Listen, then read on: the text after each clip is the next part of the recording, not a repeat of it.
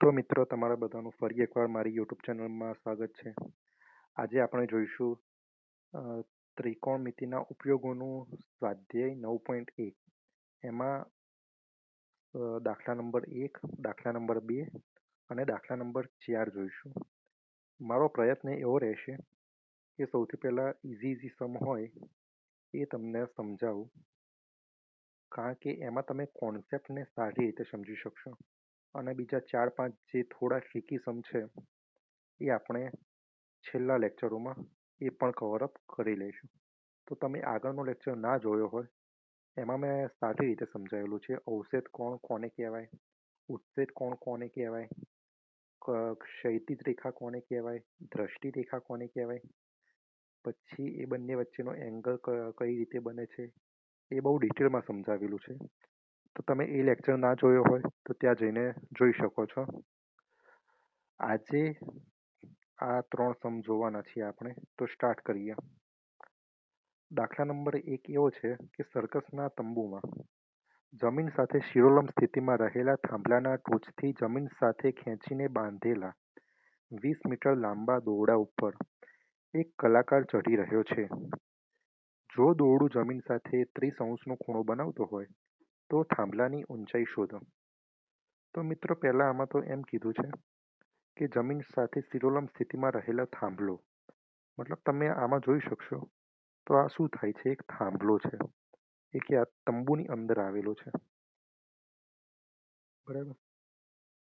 સર્કસના તંબુમાં એ થાંભલો છે, બરાબર. તો આ એ થાંભલો છે અને સી શું છે, એ જમીન પરનો કોઈ પોઈન્ટ છે. થાંભલાની ટોચથી જમીન સાથે ખેંચીને બાંધેલા 20 મીટર લાંબુ દોરડું, અને તમે આ જોશો એસી શું છે, તો 20 મીટર લાંબુ દોરડું છે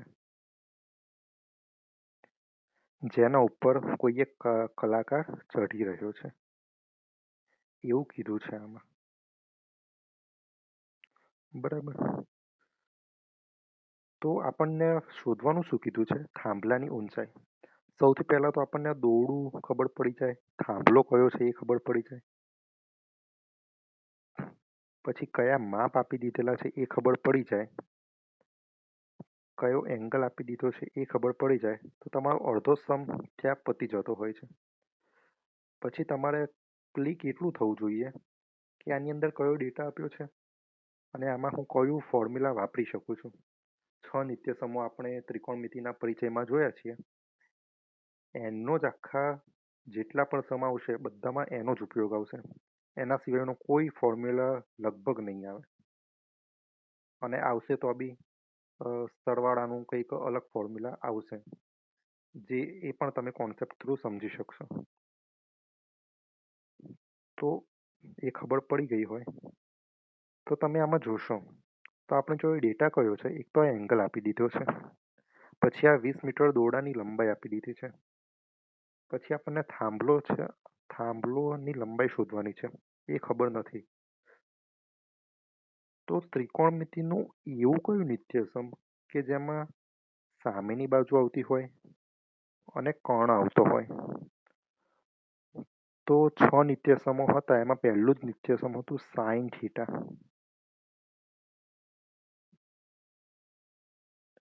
એ જુઓ તમે તો શું થાય, સામેની બાજુ અપોન કર્ણ.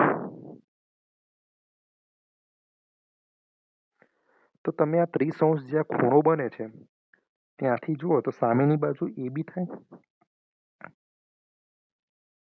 બરાબર. અને 30°ના ખૂણાની બિલકુલ બાજુમાં જ એનું કર્ણ છે. આ કાટકોણ ત્રિકોણ બની ગયો. તમે આમ જોશો તો આ કાટકોણ ત્રિકોણ બને છે, તો બરાબર. જ્યાંથી એંગલ બને છે અહીંયા આ તમને એંગલ ખબર છે, તો આ એંગલની સામેની બાજુ કઈ થાય, અહીંથી તમે આમ જુઓ આંખ રાખીને તો એની બિલકુલ સામેની બાજુ આ થાય, અને કાટખૂણાની સામેની જે લાઈન હોય એ કર્ણ થઈ જતો હોય છે, બરાબર. આટલી ખબર પડી ગઈ હોય તો તમારો અડધો સમ 75% સમ પતી ગયો. હવે શું આપી દીધેલું છે, મેં અહીંયા ડિસ્ક્રાઇબ કરેલું છે, એની એ આકૃતિ છે, કંઈ જ નવું છે નહીં. તો આકૃતિ પરથી તમારે આન્સર કઈ રીતે લખવાનો એ પણ મેં જોડે જોડે સમજાવેલું છે. આકૃતિ પરથી સાઇન થીટા બરાબર સામેની બાજુ અપોન કર્ણ, તો sine 30 is equal to AB, આ ખૂણાની સામેની બાજુ AB અપોન કર્ણ એટલે AC. પછી સાઇન 30 ની વેલ્યુ કઈ રીતે, આપણે આગળના લેક્ચરમાં જોઈ ગયા છે. સાઇનની અલગ અલગ 0, 1/2, 1/√2, √3/2, આ રીતે અલગ અલગ વેલ્યુ આવતી હતી. અને 1, તો આ 0 માટે, આ 30 માટે. આ તમને યાદ હોય તો તમારો અડધો સમ પતી જ ગયો. પછી તો વેલ્યુ મૂકો અને આન્સર આપો. 75% સમ પતી ગયો. તો સાઇન 30 1/2 ઇઝ ઇક્વલ ટુ ખૂણાની સામેની બાજુ AB અપોન કર્ણ કેટલા છે 20. તો AB ને સબ્જેક્ટ બનાવો તમે, 20 અપોન 2, તો આ થઈ ગયા 10. તો એ રીતે થાંભલાની ઊંચાઈ આવી ગઈ 10 મીટર. તો આ જ હતો સમ. આટલું જ હતું, બીજું કંઈ જ વધારે છે નહીં સમમાં. બધા સમ આ રીતના જ હશે. 4-5 સમ એવા છે કે જે થોડા લાંબા છે અને થોડા ટ્રિકી છે. હાર્ડ નથી, ટ્રિકી છે. તો એ આપણે છેલ્લે જોઈશું. હવે ક્વેશ્ચન નંબર 2 પર શિફ્ટ થઈએ. આ થોડો સમજવા જેવો દાખલો છે. વાવાઝોડાને કારણે એક ઝાડ ભાંગીને વળી જાય છે. મતલબ કોઈ ઝાડ હોય આ રીતે હોય, બરાબર. તો અહીંયા કીધું છે શું કે આ ઝાડ હતું એ વચ્ચેથી અહીંયા બ્રેક થઈ જાય છે અને પછી પડી જાય, એટલે પછી આ ઝાડ છે ને આમ થઈ જાય છે. એટલે એની જે ટોચ હતી, જેથી તેની ટોચ જમીન સાથે 30 અંશના માપનો ખૂણો બનાવે છે. મતલબ આ જે પડેલું ઝાડ છે એ જમીન સાથે કેટલા 30 અંશનો ખૂણો બનાવે છે. આ રીતે આ ઝાડનો અડધો ભાગ અને આ જે પડેલો ભાગ છે, મતલબ આ જે ઝાડની ટોચ છે એ જમીન સાથે કેટલા 30નો ખૂણો બનાવે છે, એવું કીધું છે. જો ઝાડની જમીનને સ્પર્શતી ટોચ, મતલબ આ ઝાડની ટોચ થઈ ગઈ એ જમીનને સ્પર્શે છે, તો આ એની ટોચ અને ઝાડનું થડ આવી રહ્યું એ તો એની મૂળ જગ્યાએ જ છે. આ બે વચ્ચેનું અંતર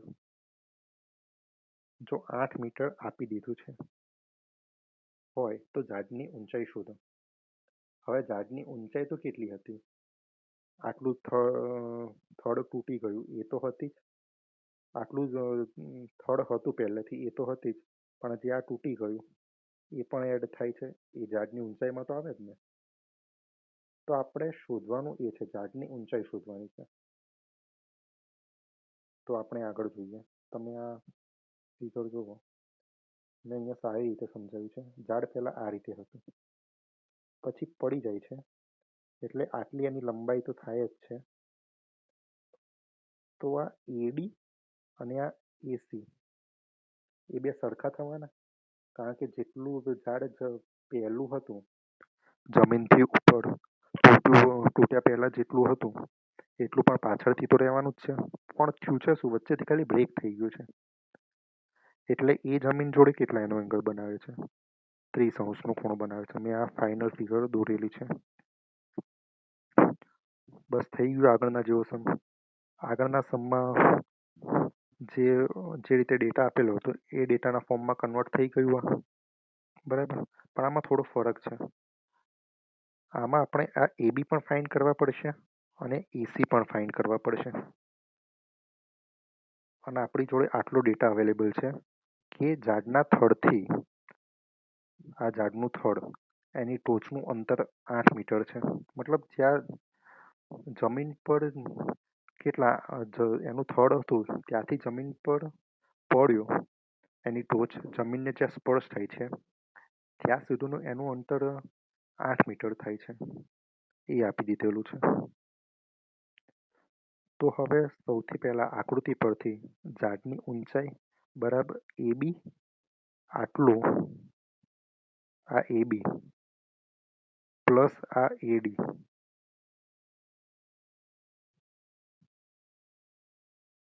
તમે આ ફિગરમાં જોશો તો AD શું છે? આટલી તો ઝાડની ઊંચાઈ હતી જ. AB પ્લસ AD કરો એટલે આપણને ઝાડની ઊંચાઈ મળી જાય.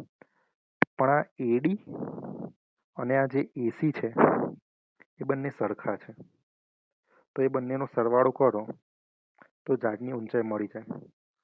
તો હવે વારાફરતી આપણે AB શોધવા માટે શું કરવાનું અને BC શોધવા માટે શું કરવાનું એ જોઈશું.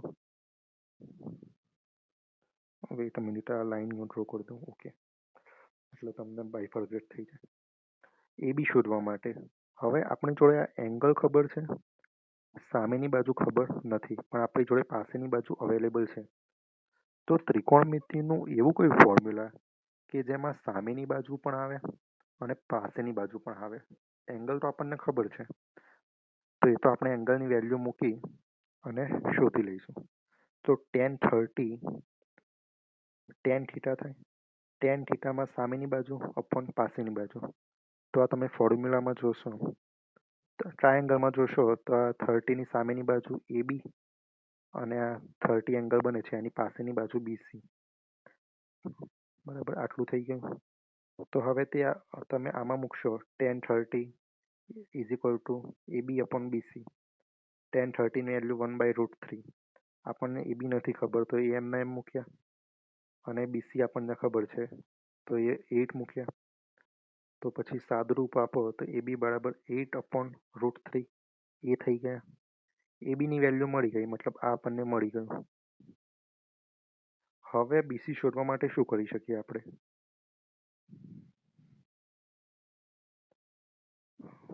BC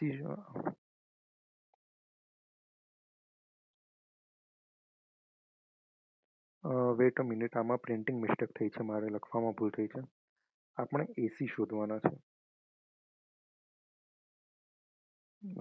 ભૂલ છે, મારે AC શોધવાના છે. AC આમાં પણ ખાલી અહીંયા બીની જગ્યાએ થઈ ગયું છે, બાકી આ ગણતરી મેં સાચી કરી છે. તો હવે આપણે BC શોધવા માટે શું કરીશું? અરે AC શોધવા માટે તો આપણી જોડે આ કર્ણ નથી, આપણી જોડે પાસેની બાજુ છે.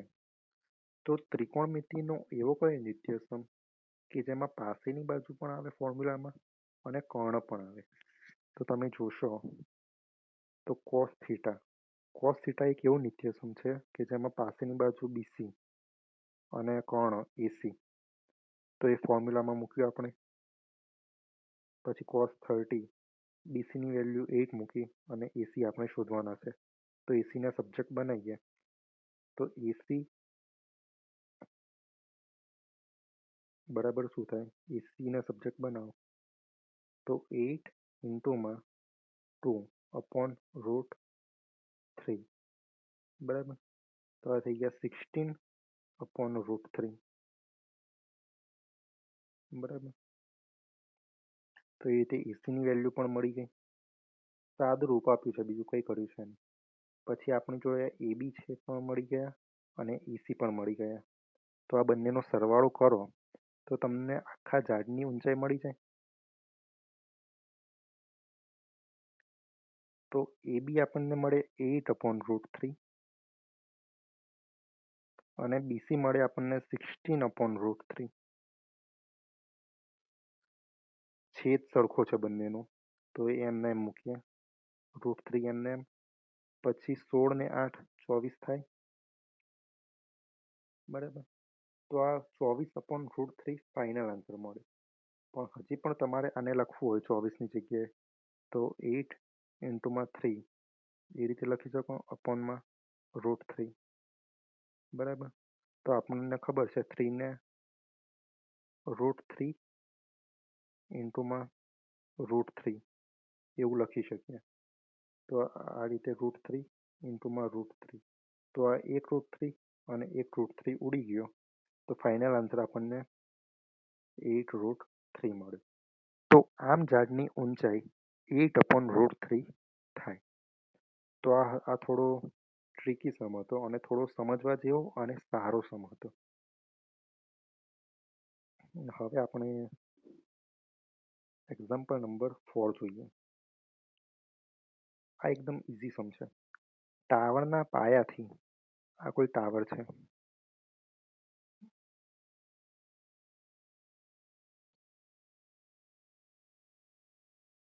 આ રીતે કોઈ ટાવર છે. વેઇટ અ મિનિટ,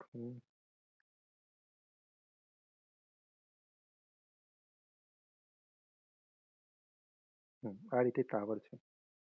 ટાવરના પાયાથી 30 મીટર દૂર રહેલા, આ ટાવર થઈ ગયો. હવે એનો આ પાયો થઈ ગયો. તો અહીંયાથી 30 મીટર દૂર રહેલા, આ ડિસ્ટન્સ તો આપણને આપી દીધું 30 મીટર.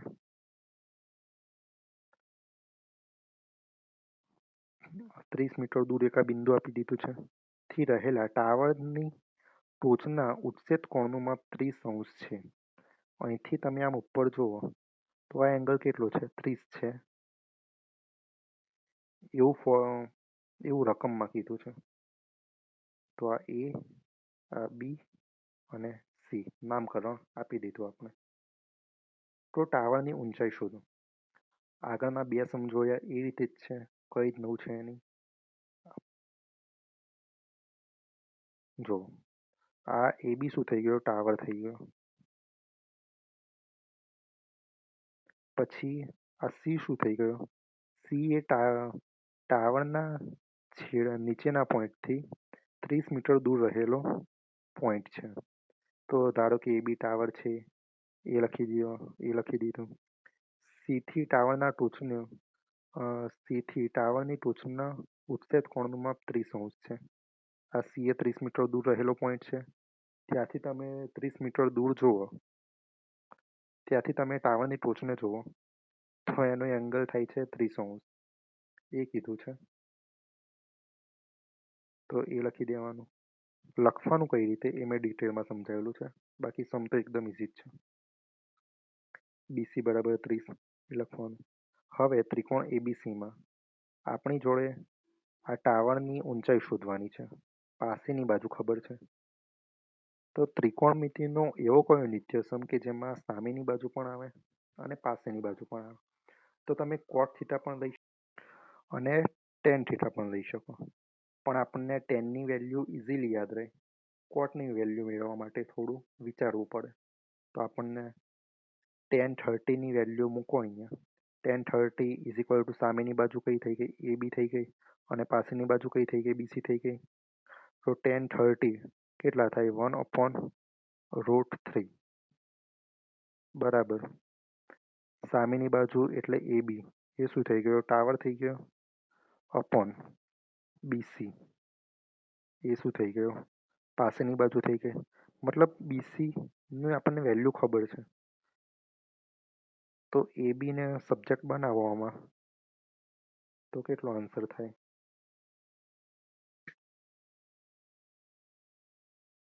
વેઇટ અ મિનિટ, આમાં મારે ટાઈપિંગ મિસ્ટેક થઈ છે.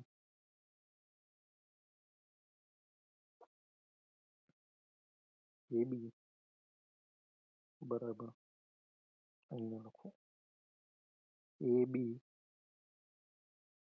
બરાબર 30/√3. તો તમારે 30ને લખવા હોય તો 10 × 3 લખી શકાય /√3. આગળ જોયું હતું એ જ રીતે 3 ને √3 × √3. તો √3 × √3, તો એક √3 ગયા અને બીજા √3 ગયા. તો એ પ્રમાણે ફાઇનલ આન્સર મળ્યો 10√3 મીટર. તો એ પ્રમાણે ટાવરની ઊંચાઈ 10√3 થાય. તો કેવો લાગ્યો આજનો આ લેક્ચર? મને કોમેન્ટ કરીને જરૂરથી જણાવજો. આ જ રીતે આગળના વિડીયો લેક્ચરમાં આપણે બધા મળતા રહીશું. ચેનલને લાઈક કરો, શેર કરો અને સબસ્ક્રાઈબ કરો. Thank you.